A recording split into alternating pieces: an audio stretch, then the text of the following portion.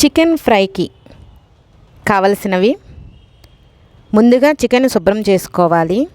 తరువాత ఇందులో తగినన్ని వాటర్ పోసుకొని కొంచెం పసుపు ఉప్పు వేసుకొని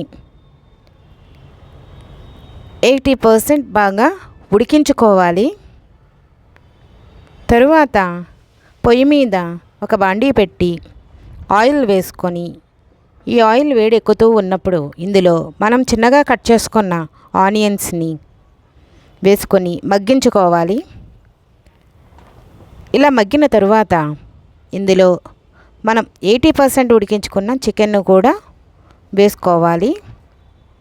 ఇప్పుడు ఇందులో కొంచెం అల్లం వెల్లుల్లి పేస్ట్, పచ్చిమిర్చి, కొంచెం కరివేపాకు వేసుకొని ఈ వీడియోలో చూపించిన మాదిరిగా కలుపుకోవాలి.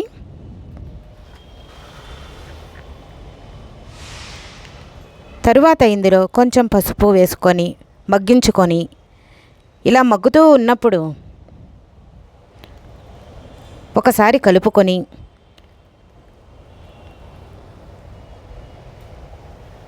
తరువాత ఇందులో కొంచెం కారం, రుచికి సరిపడా అంత కారం వేసుకోవాలి.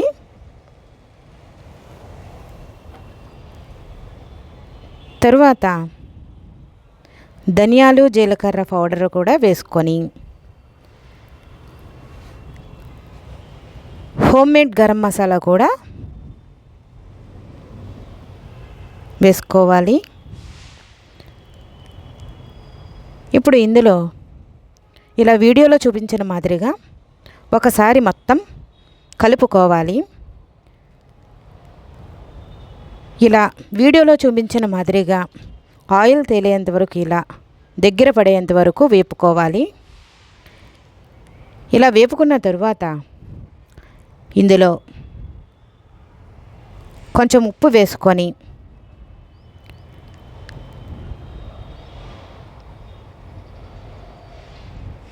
మళ్ళా వేపుకోవాలి.